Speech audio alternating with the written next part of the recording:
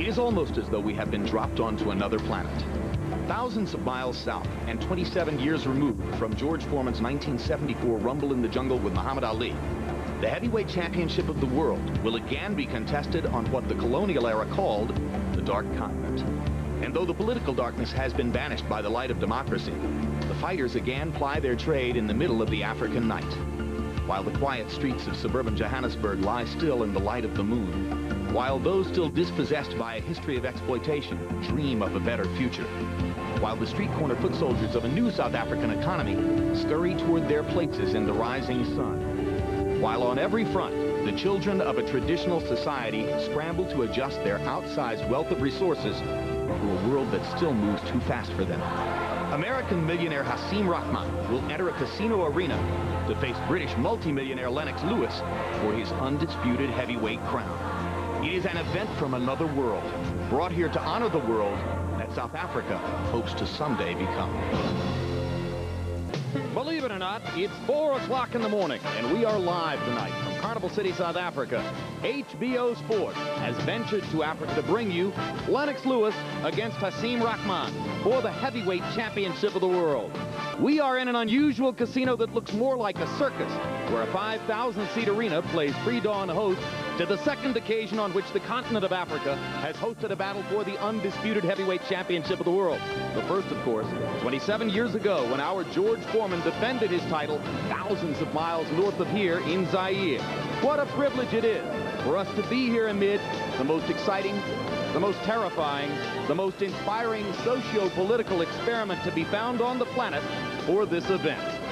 It is, of course, impossible to cover the event without reference to the extraordinary landscape on which it takes place. Hello, I'm Jim Lampley. With an eye toward that later on in the broadcast, we will play for you a remarkable conversation that took place yesterday between our Larry Merchant and the legendary Nelson Mandela. But in the meantime, it has been both a poignant and provocative week as Lennox Lewis and Hasim Rahman have gotten to know South Africa, and South Africa has gotten to know them. Let's take a look.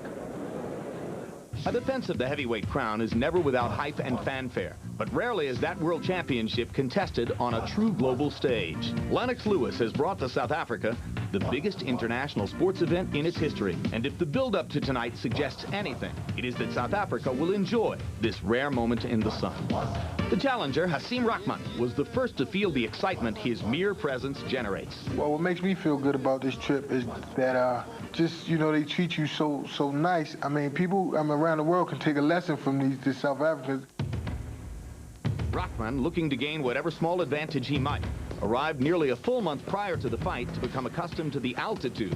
Johannesburg sits more than a mile above sea level. This proves a smart move on Rahman's behalf, because by his own admission, his early workouts are sluggish. Coupled with the altitude, he must train to fight at 4 a.m.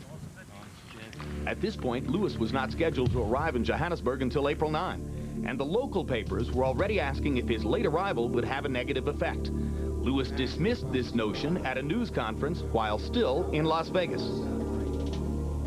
I know he's over in Africa trying to steal my thunder right now, but when I come over there, it's going to be a different story. And I'm definitely prepared. I even took a couple days out to do a movie. Lennox finally arrived on April 10, only 12 days prior to the fight. He didn't do much to soothe the already sensitive local media either, showing up over 90 minutes late to his first news conference in South Africa. Lewis's casual approach to punctuality was quickly forgotten when that same evening 43 South African soccer fans were killed during a match at Ellis Park in Johannesburg. The nation mourned, and the world champion mourned with them. Lewis and his camp attended the memorial service. He was inspired by what he saw. But, you know, one thing that really took the sting out of it was the South African singing that was really spiritual to me, really deep. Even though Lewis took time out to extend goodwill to those in need, he knew his greatest responsibility was to focus on the task at hand. And he did just that, looking sharp during his public sparring sessions and making bold predictions about how the fight would unfold. Because I'm looking to knock him out in the early rounds anyway, so all this climatized thing that they're talking about, it's gonna be to no avail anyway. For weeks, boxing media speculated Rahman's chances escalated against an overweight Lewis distracted by his April 6 movie shoot back in Vegas. But the 253 pounds Lewis brought to yesterday's official weigh-in were well within range. The main thing is I believe both of us come to fight. Both of us believe we're going to win this fight. So we definitely going to fight. I don't think it's going to be a whole lot of running. I don't believe it's going to be a whole lot of holding. I believe that both of us are going to try to exploit our weapon. And the best man going to win. I sent out word that I want my warriors to be beating the drums for me and everybody to be singing for me. So I know there's going to be a lot of thrill in the air. And, you know, this fight's called Thunder in Africa, but they don't know that I'm bringing thunder plus a little lightning just to top it all off. And we bring you back live to ringside with HBO boxing analyst Larry Merchant. Both fighters seem very comfortable with their circumstances leading into the fight. You, on the other hand, seem comfortable in the wake of your whirlwind trip to Mozambique yesterday to talk to Nelson Mandela. What most surprised you about the great man? The depth of his knowledge about boxing. It was sort of like interviewing Abe Lincoln about rail splitting. Mr. President, do you prefer a long-handled axe or a short-handled axe? Many people don't know that Nelson Mandela, the father of modern South Africa, was an amateur boxer and remains a very avid fan. How does this remarkable figure who advocated nonviolence reconcile that with his love of our violent game? Stay tuned for that and more. We'll show you the interview after our preliminary bout and before Lewis and Rahman enter the ring. Meanwhile, of course, this is a homecoming of sorts for George Foreman, and George Mandela spoke to Larry Merchant about the excitement of having the undisputed heavyweight championship contested again on the African continent 27 years after your rumble in the jungle. How does it feel for you to be back? Look, it's been a wonderful trip. The people have an inspiring feeling about welcome home, welcome to Africa, that kind of thing. I love it. A lot of jobs around there. They're building new homes. Got the best highways you would ever see. Second to California, I think. You going to apply for a job? I'm going to stick with Larry. All right. Still to come tonight, the heavyweight championship battle between champion Lennox Lewis and the challenger Hasim "The Rock" Rahman from Baltimore, Maryland. Rahman has been here in South Africa for more than a month. Lewis for only 12 days. Will that be an advantage for The Rock? Let's take a look at the tail of the tape. As a matter of fact, Lewis a few days ago got on scales here with clothes on and weighed 268. That frightened a lot of people. Then yesterday when he got on the scale, he was back to a more reasonable seeming 253.5. Lewis is 35 years old, 7 years older than Rahman, but Lewis, of course, relatively untouched for 35. His height advantage stays in place, 3 inches here against Rahman. Rahman with only 2 inches less in reach, and he says, despite Lennox's long jab, I think I can jab with him. Punch stat numbers, Larry. Take a look at their relative activity against David Tua. You can see that Rahman, who is as far ahead of Tua as Lewis was in their fight through the first 8 rounds, was much more active. And it's in the jabs that we might see whether this can be a fight. Can the jabber be out-jabbed by the challenger? A word on scoring from our unofficial ringside judge, Harold Letterman. Okay, Jim, we're so often asked, you know, how each individual round is scored. We use 4 points, clean, effective punching, effective aggressiveness. In other words, you got to land punches while you're coming forward. Ring generalship, who's putting his opponent where he wants to have him, and defense, keeping those hands up, elbows in tight, blocking the punches and slipping punches. Jim. All right, Harold. As the challenger, Hasim Rahman will enter the ring first. Rahman's made a lot of friends here in South Africa. Longest inactive stretch of his career since a fight against journeyman Frankie Swindell. Prior to that, he had a 7th round TKO over South African star Corey Sanders in a slugfest on HBO.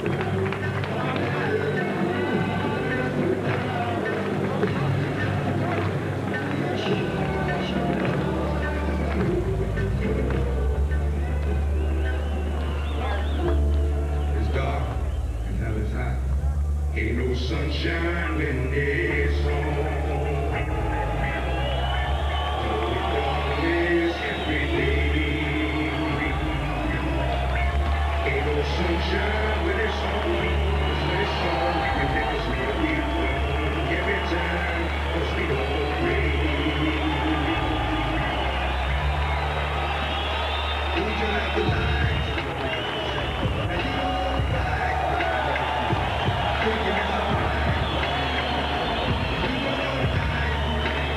Typical of this most cruel of sports, Rahman's career is defined more by his 2 losses than by his 34 wins.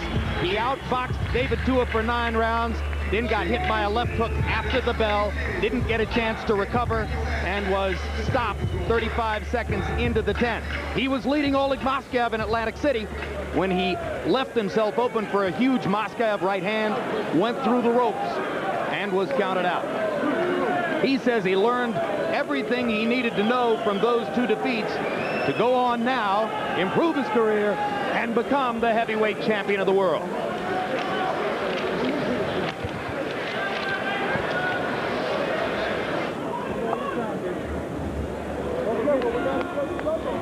And now the crowd waits to see the undisputed heavyweight champion.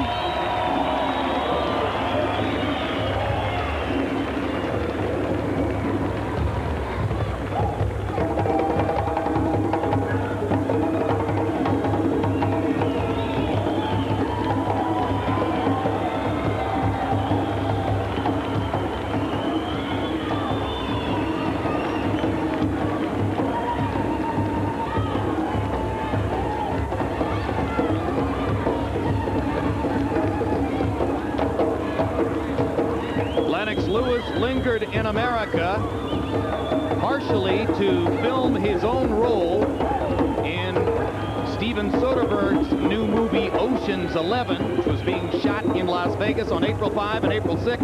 Lewis actually got into the ring at the MGM Grand Hotel with possible future opponent Vladimir Klitschko of the Ukraine.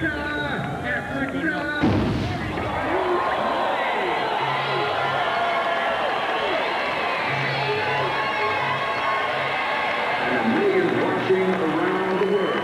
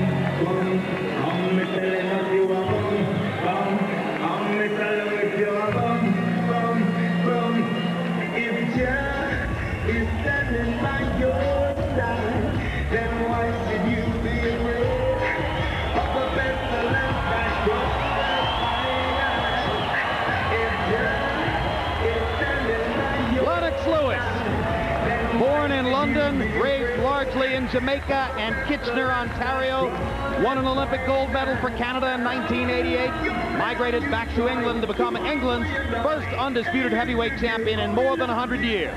38 wins, 1 loss on the surprise knockout by Oliver McCall, the draw in the Evander Holyfield fight that almost every ringside observer regards as a Lewis victory, his 15th appearance in a heavyweight championship fight. Let's go to ring announcer Duncan Pollock for the official introductions. Ladies and gentlemen, welcome to Sun International's Carnival City Casino's Big Top Arena. Land Promotions, Golden Gloves, and Main Events, in association with Cedric Kushner Productions and Budweiser, the undisputed, undefeated King of Beers, brings you Thunder in Africa.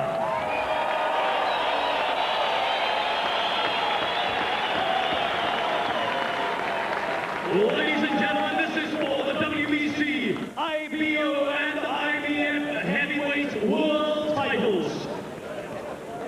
Our supervisors from the WBC, please welcome Mr. Frank Will from Melbourne in Australia and Mr. Sam Ransome from Johannesburg in South Africa.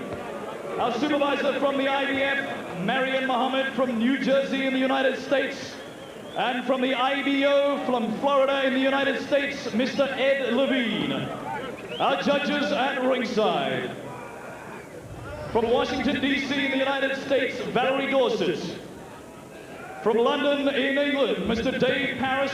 And from Johannesburg, South Africa, Mr. Tabu Spanpool.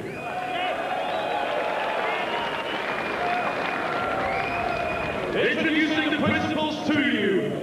Fighting out of the blue corner on my right, he weighed in at 107.96 kilograms, 238 pounds.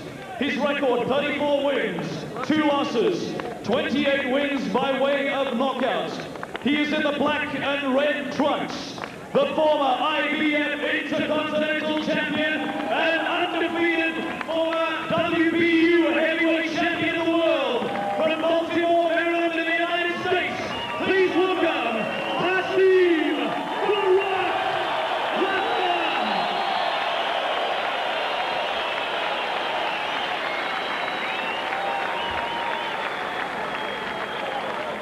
Ladies and gentlemen, the referee for this fight from Tervuren in Belgium, Mr. Daniel van der Wielen.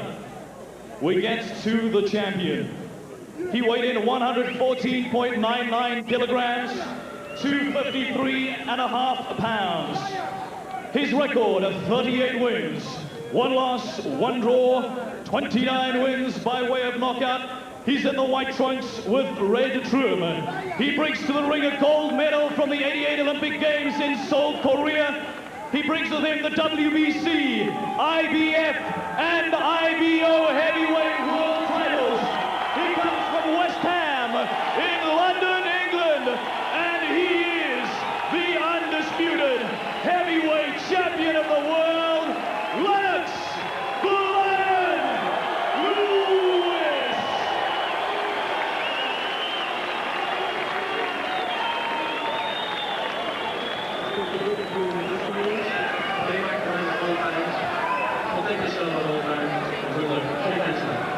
Thank you. I saw a sign in Soweto the other day that said, Africa is not for sissies, dare to succeed. That's what this is about. Heavyweight championship fights are not for sissies either.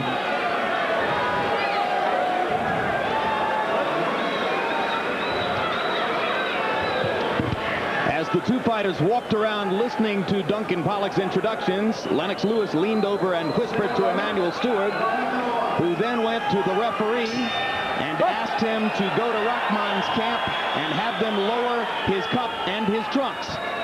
The referee did so. So already Lewis has one small victory before the fight begins. Now let's see if Rahman will try to out-jab the jabber, as he told us he thought he could. Rahman starting off with his left jab to the body, which is what you want to do to make the taller man bend his waist a little more so you can jab him into the face. Then there is no reach advantage. And as you pointed out, it's quite a challenge getting Lennox Lewis to come down and fight smaller. Among the big men in the sport, he is maybe the most adept at staying big, right, George? That's a good way of saying it.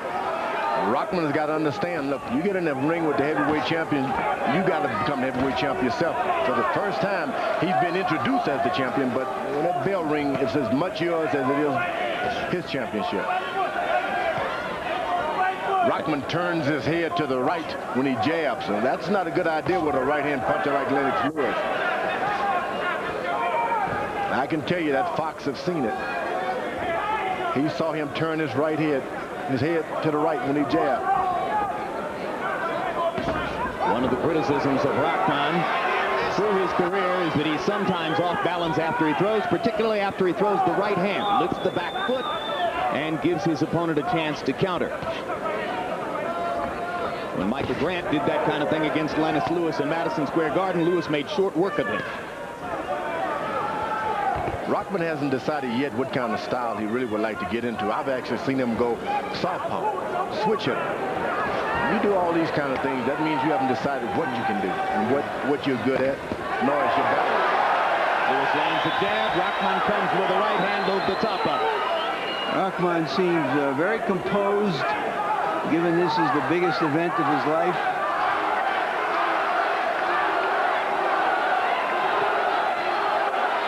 He hasn't done anything to make Lennox Lewis be a little self-conscious yet. If you're going to step in and be the shorter man with your left jab, you got to step in with all your might to make his jab become a toothpick and yours a bowling ball. Rahman stepping around Lewis's left there to tap Lewis on the face.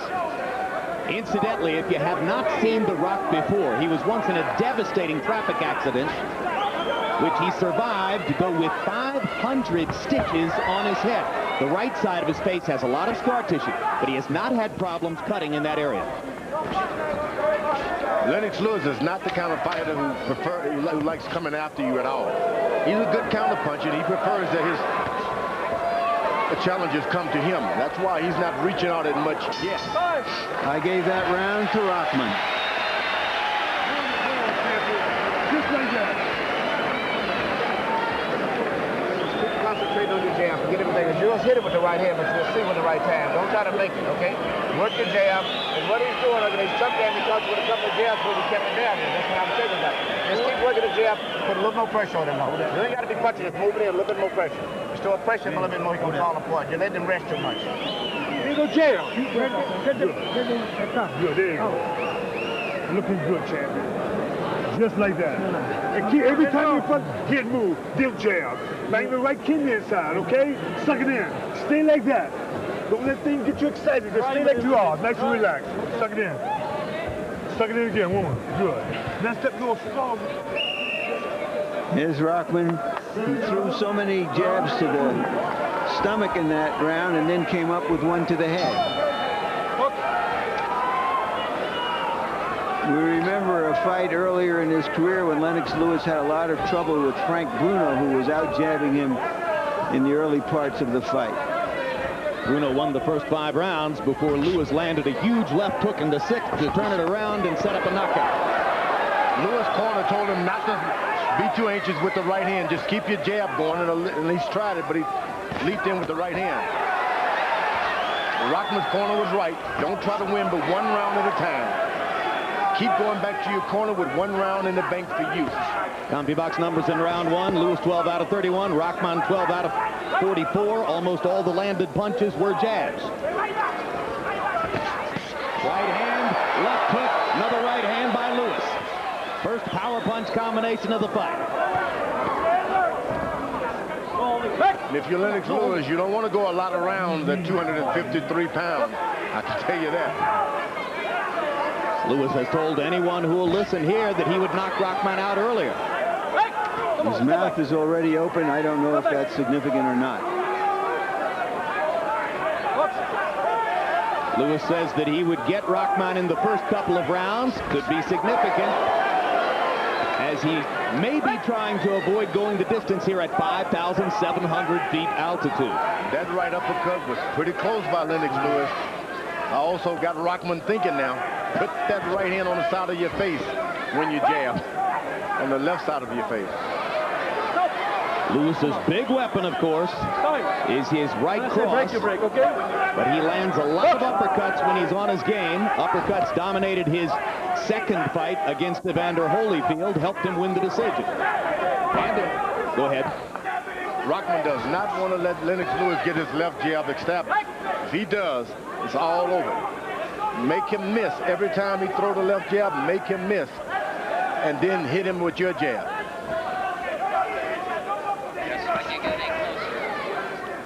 Chopping right hand by Lewis.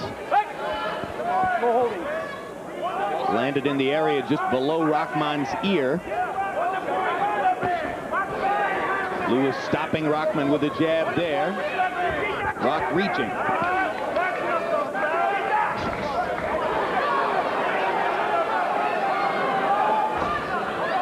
Lewis is trying to get him with that right hand, but he's going to have to just ease the left jab and then feint the right hand and come back with the hook.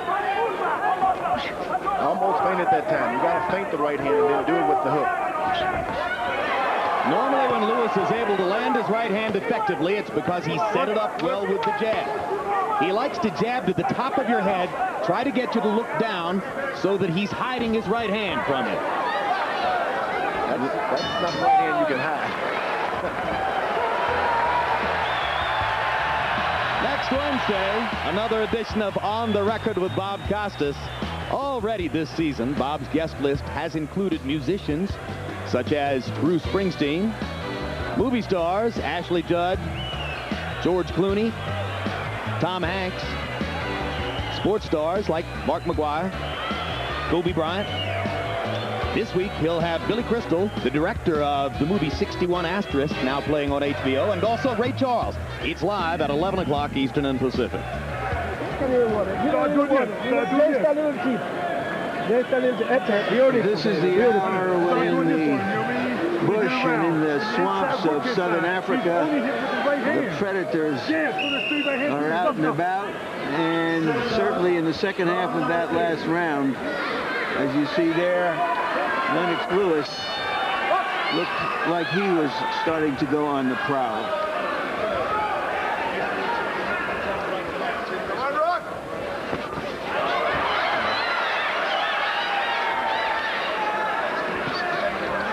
You see, Lennox Lewis has been able to watch a lot of boxing matches, and he's seen that Rahman is able to be knocked down, and sometimes you don't concentrate on the other weakness that a fighter has.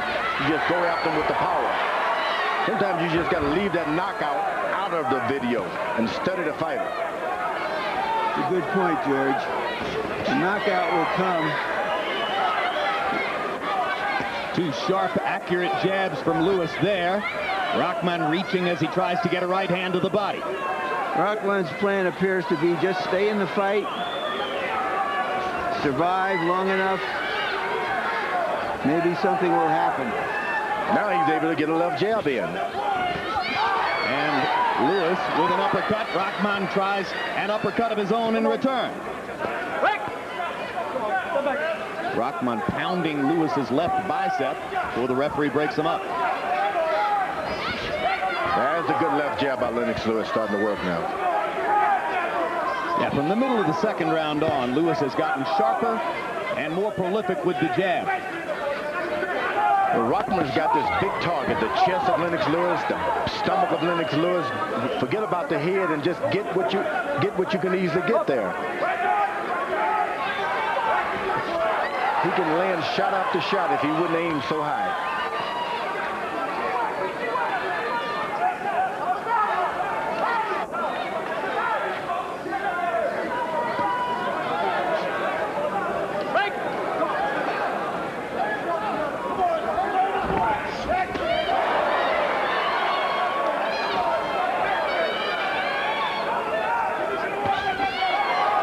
Initiating with his jab. Right hand is blocked. Rahman trying to work him inside. And working very well, Jim, outworking him. Left hand uppercut this time.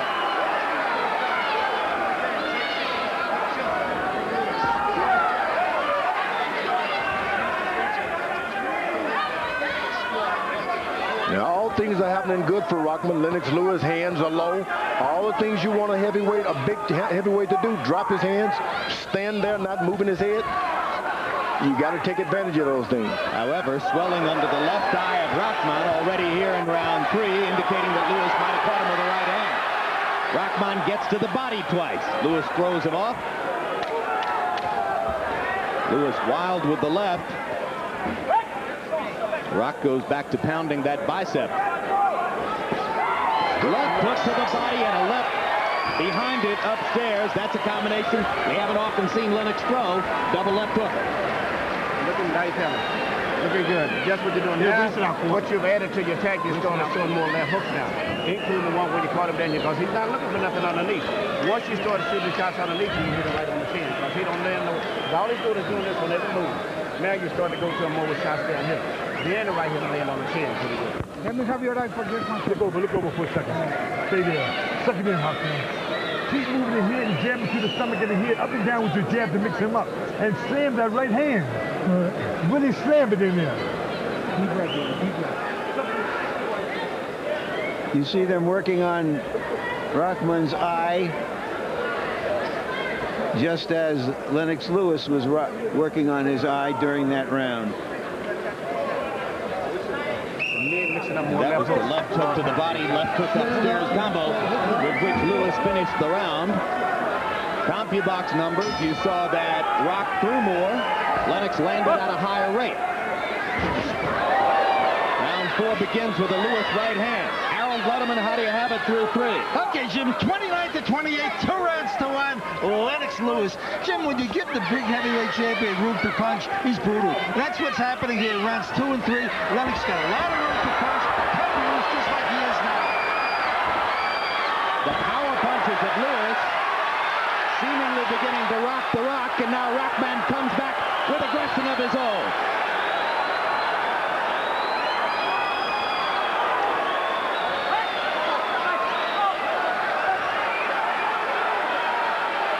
You know, the bad thing about it for Lennox Lewis, he has no fear of Rahman's power. He isn't covered up at all. Rahman does keep his hands up. You must have fear. Well, sometimes the way you deal with fear, George, is you attack. Rahman is attacking.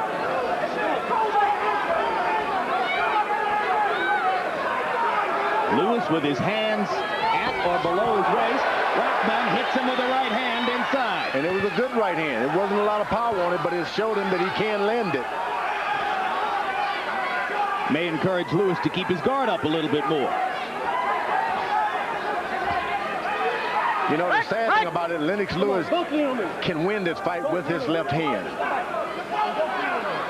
And I guess it's so easy, he doesn't want to believe it.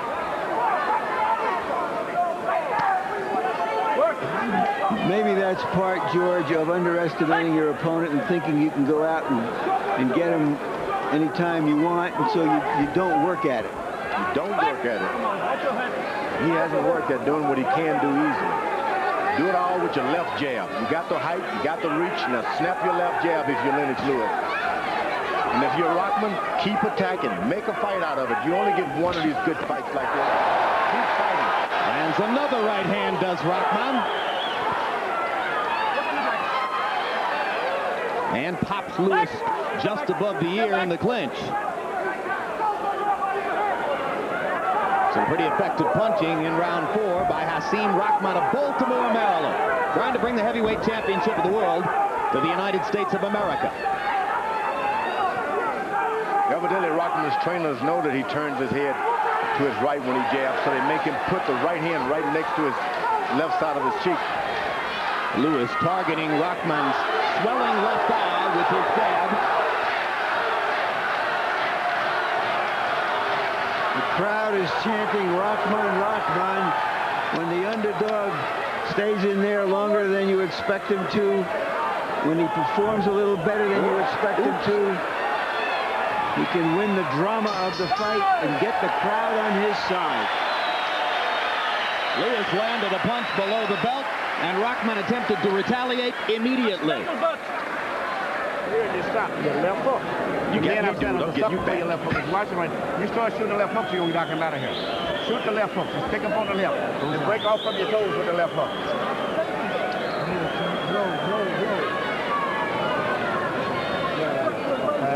Pull your left hook. Over here. You want over there? No, I understand it. Somebody tell us we have him. Okay, tell him. In and out. Big one. In and out. Mr. Red! In and out. You got to breathe. Deep breath. Not so much the right hand. Back to the point. Accidental crucial pads, okay? Accidental. Well, you may have heard the referee Daniel Vandevila telling our Harold Letterman that the swelling in Rahman's left eye comes from an accidental butt. Harold Letterman asked if any point had been deducted. The answer was no. Only 17 jabs per round by Lewis by CompuBox numbers. in the first 4 rounds, and that's fewer than Lennox would want to throw to be at his optimum. Frankly, he isn't throwing that many punches at all. He's been under 40 punches per round. Heavyweight average is around 40. In most of his best efforts, Lennox is much busier than that, sometimes 60 punches a round. Rahman jabs to the left, to the body once or twice, then he comes up with that right hand. Lennox Lewis better be careful. While Lewis hasn't been busy, he has been accurate, more accurate than Rahman. But that presents a classic quandary for the judges. Is the busier fighter better, or is the one who lands at a higher rate better? Rahman blinked that right hand. He's having trouble seeing out of his left eye, it appears. And Lewis goes to the body with the left hook. Trying to get Rock to bring his hands down, give him another shot at that swelling left eye. You know, you're fighting for the heavyweight championship of the world. If you start to bleed, so what? So far, your eyes start to close, so what? Yeah, you got to go. That's right. Don't make any looks. Don't touch your face. Keep fighting. So far, Rahman has done a pretty good job of staying off the ropes and toward the center of the ring. I don't like him touching his face like that. His 2 disastrous moments, George, against Moskayev and Tua occurred when he had his back to the ropes. Right hand by Rahman that momentarily stuns Lewis. Lewis smiling at him as a result. Good right hand. That's what you got to do. You fighting for the title. You want the men's titles, go take it. Excellent chopping right hand.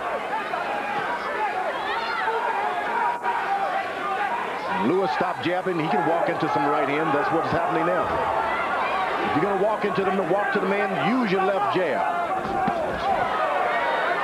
Lewis with a jab right to the body. Left hook upstairs combination. Now he just fires the right hand. Lennox Lewis is like a big cat. Rahman jab, jab, jab, jab. 4 of them. Chases Lewis across the ring.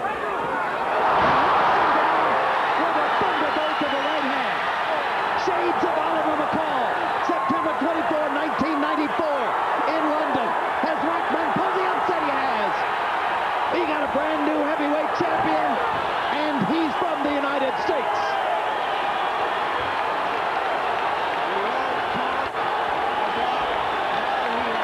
Taking this man seriously, and the way he fought the fight, you could see he wasn't taking him seriously because he wasn't fighting his normal fight. All week long you were thinking it was shades of Tokyo. There were reminders of Tokyo, Feb 10, 1990, everywhere as they prepared for this fight. Lewis clearly preoccupied with other things in his life. Rahman focusing on the business at hand. All I can say is, for beautiful, spacious skies. You like having an American heavyweight champion, George? Oh, we can sing the national anthem again. What a story as Hasim Rahman becomes the heavyweight champion of the world in one of the biggest upsets in the history of the division.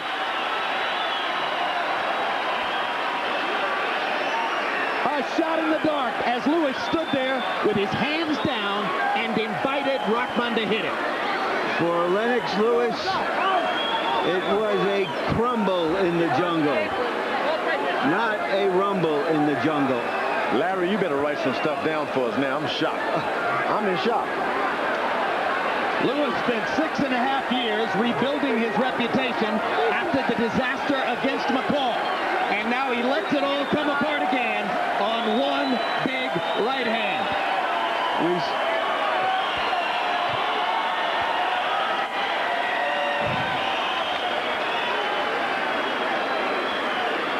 All right, let's look back, Larry, at what happened in the round. Here's the first right hand that seemed to start the trouble.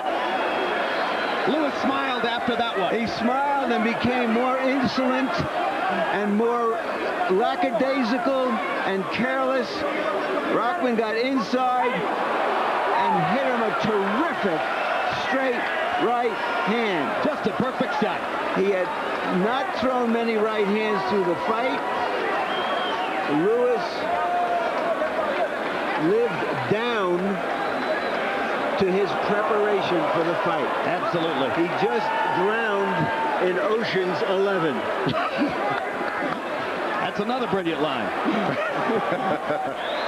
Drowned in Ocean 11. How's he going to explained this to Brad Pitt, George Clooney, Julia Roberts, Matt Damon, and all of his co-stars on the movie. He can tell them it was a stunt. There's the stunt. A brilliant right hand by Rahman. George, you said overconfident before the fight. He showed it throughout the fight, didn't he? And Rahman came here and became a local hero. The people cheered for him all the time. Well, he spent more than a month here. He did what he was supposed to do to prepare for the one big chance in his life. If you're not serious, do not come to Africa. You will get your title taken. So here it is. It ranks right up there with James Braddock knocking out Max Baer. Okay, don't worry, George. Braddock Baer. Leave me be. Cassius Clay beating Sonny Liston in Miami Beach, 1964. James Buster Douglas knocking out Mike Tyson in Tokyo.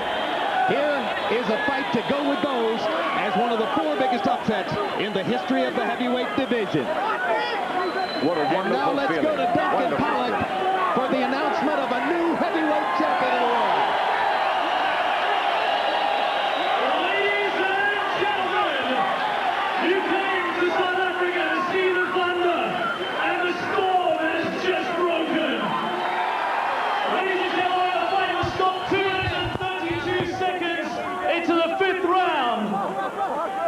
To our winner, the new WBC, RBO, and IBF heavyweight champion of the world from Baltimore, Maryland, the United States, the new undisputed heavyweight champion of the world, Hasim Rahman.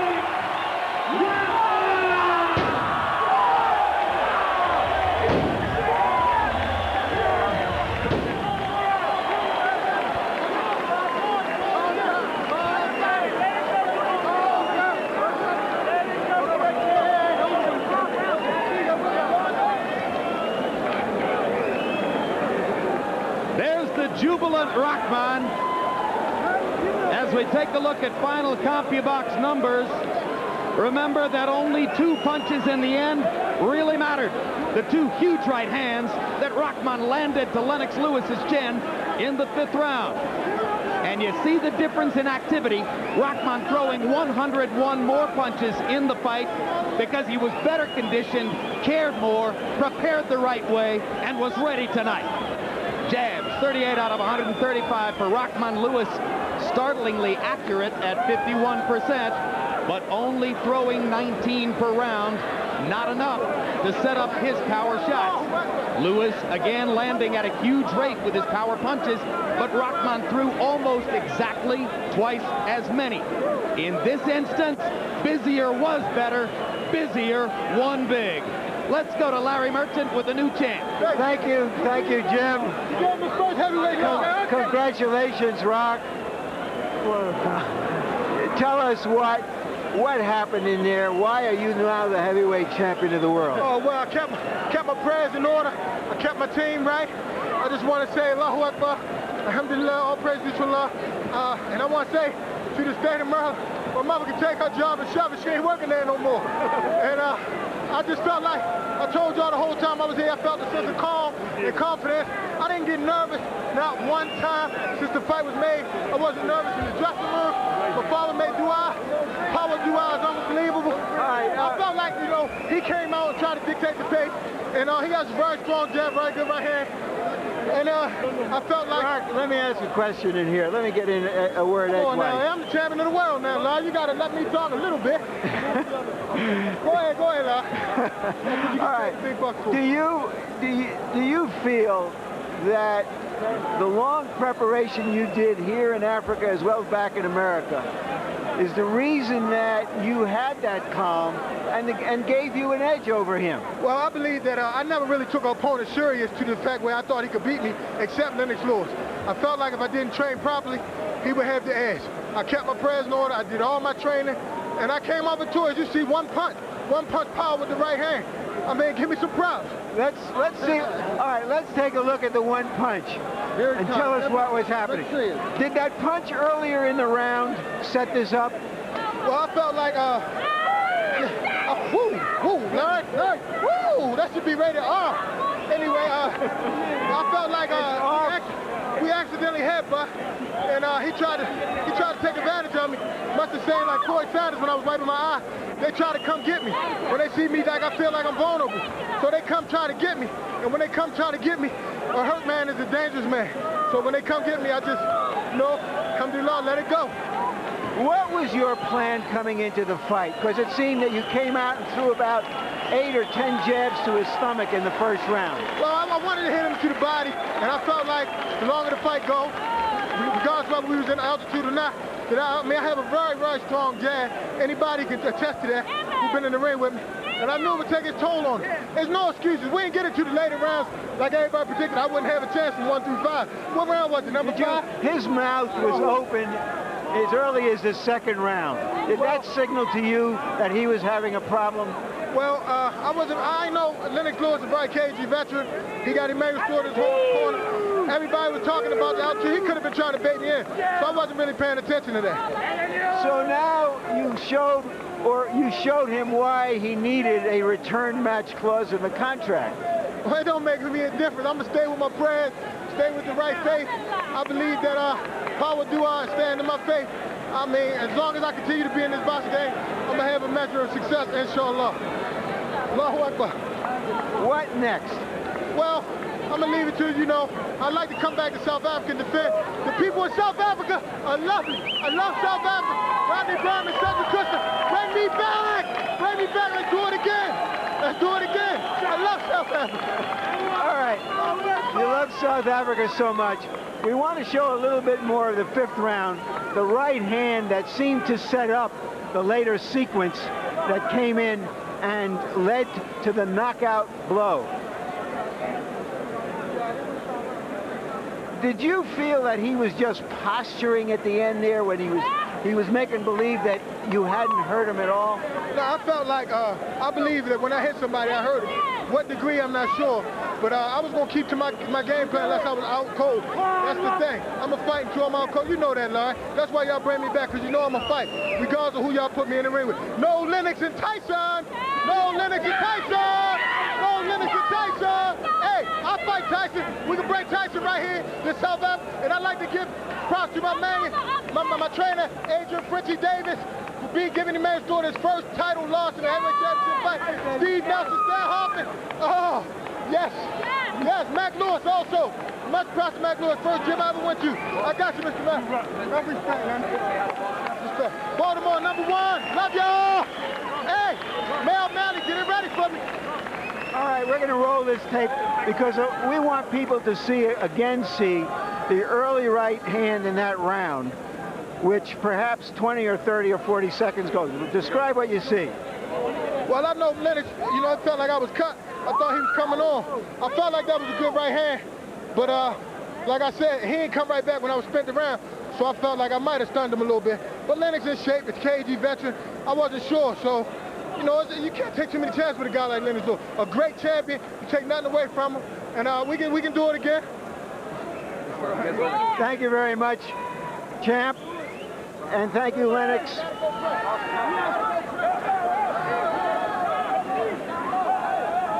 Lennox, when all is said and done, did you take him too lightly? No, not really.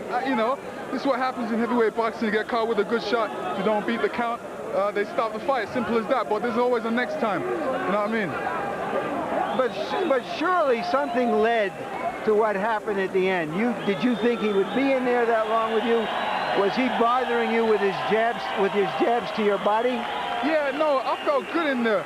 It's just this is what happens in heavyweight boxing. If you run into a shot and you don't beat the count, they stop the fight. But I felt real... Wait. You say they run in heavyweight boxing.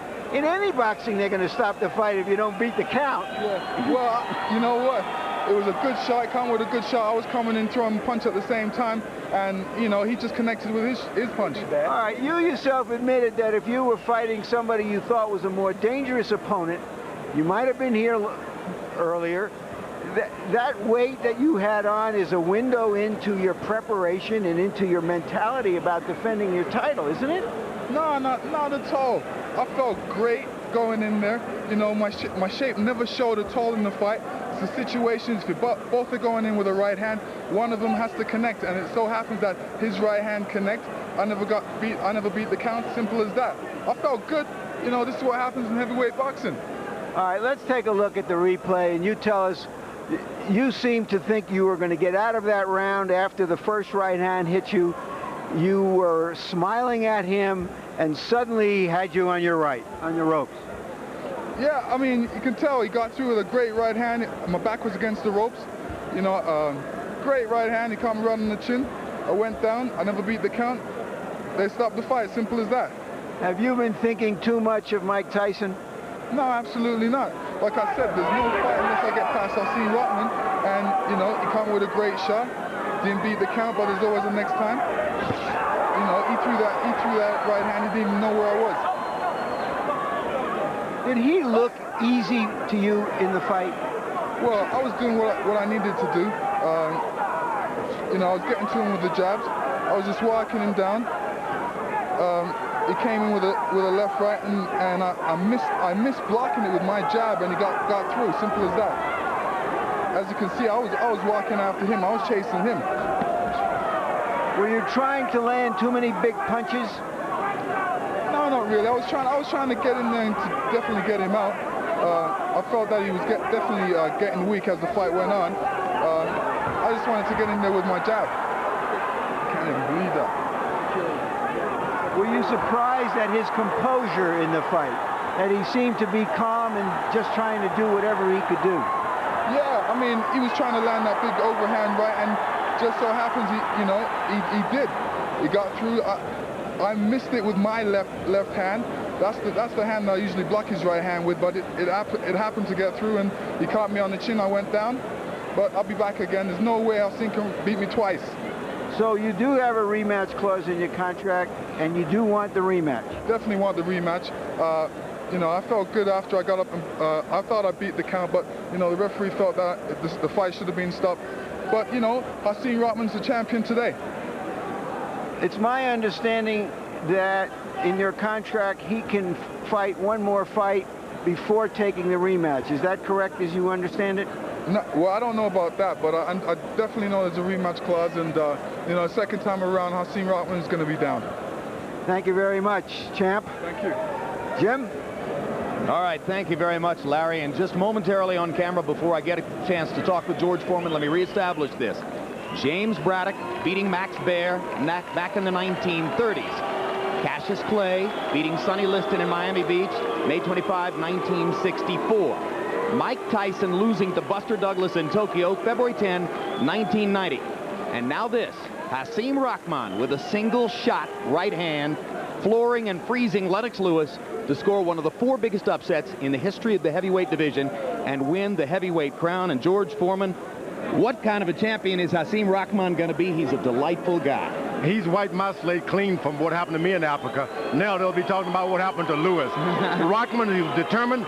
He got in there. He should have lost confidence, but he kept throwing shots. And we have a new heavyweight champion. I love it. Ironically, Mike Tyson, for months, his people have talked about Rahman as a possible future opponent for Tyson as Tyson builds and tries to get ready to fight Lewis. Now the idea of Rahman-Tyson takes on a whole different meaning, doesn't it? He's no opponent anymore. He's the heavyweight champion of the world.